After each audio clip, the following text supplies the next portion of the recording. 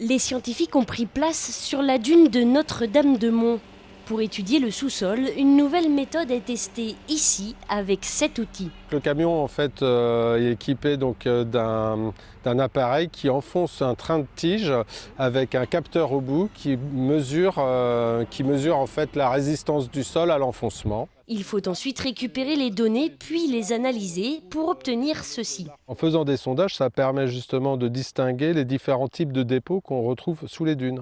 Et donc quand on fait un sondage, on va recouper toute cette pile de sédiments pour s'arrêter jusqu'au niveau du substratum, donc que sont les calcaires fracturés. Le fait de faire des sondages, ça nous permet donc de redessiner la géométrie vraie de ces systèmes dunaires. Et ce n'est pas tout.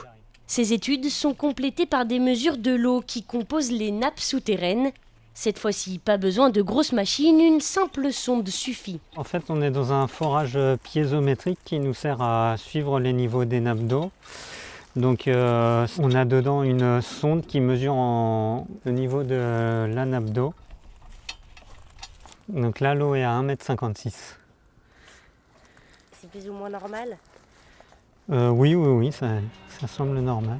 Grâce à ces connaissances des roches et des eaux souterraines, ces techniciens ont réalisé une étude géologique complète du milieu, un moyen de connaître la résilience de la dune sur du très long terme et donc de la protéger au maximum. L'idée, c'est de voir comment tout le sous-sol et les eaux souterraines vont se comporter par rapport à cette hausse du niveau marin. Cette caractérisation elle permet derrière d'avoir une meilleure compréhension de ça pour par-dessus mettre en place des mesures adaptées de gestion. Si cette partie du littoral ne court aucun risque pour les années à venir, ces nouvelles techniques pourraient être réutilisées à l'avenir sur des territoires davantage touchés par le changement climatique.